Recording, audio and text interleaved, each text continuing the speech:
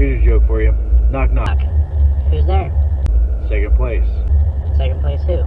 Exactly. I heard that in a motivational video on YouTube, so it's not an original, but really, let's just think about this. We're all, unfortunately, familiar with war. Now, how many times have we heard in the heat of battle, two leaders just going and saying, you know what, let's just call it a tie and shake hands? You don't.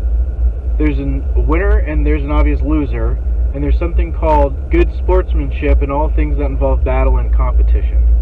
I was going through news and I came across an article with the headline, World Cup is racist because white team won. Is that really where society is here? Are we that childish? Now, I'm not saying the world's without racism. Racism's very much so alive, unfortunately, and it's not right to judge someone by the color of their skin instead of the content of their character.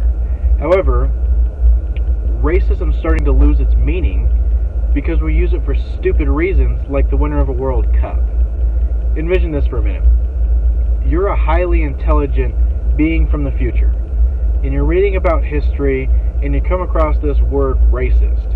You're not really familiar with it. So you look it up, and there's a million different definitions, from a person who shows or feels prejudiced against a people or other race, to a white person that wins an event and or those that put on the event.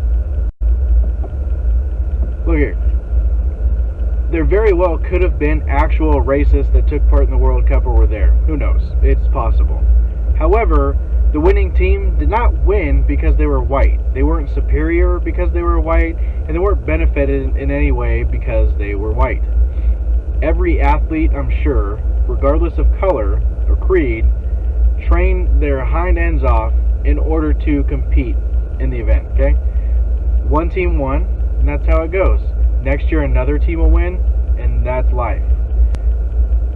That's like looking at all the brave men and women who are missing limbs that take part in competitions with other people that have all their limbs and saying all the people with limbs are just discriminating against people without limbs, and they only won because they got limbs. Really?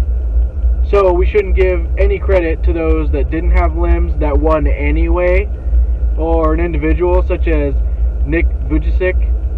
We should just say, he lucked out, or he was given all his wins, and not that he persevered to get the wins he has in life.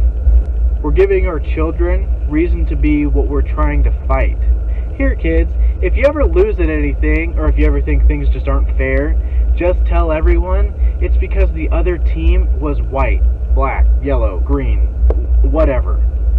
We're using color and creed as a crutch and an argument, which is taking away from the legacy of people like Martin Luther King, or Muhammad Ali, or Nick Vujicic, Dwayne "The Rock" Johnson, Michelle Kwan, Tony Robbins, whoever it is you look up to.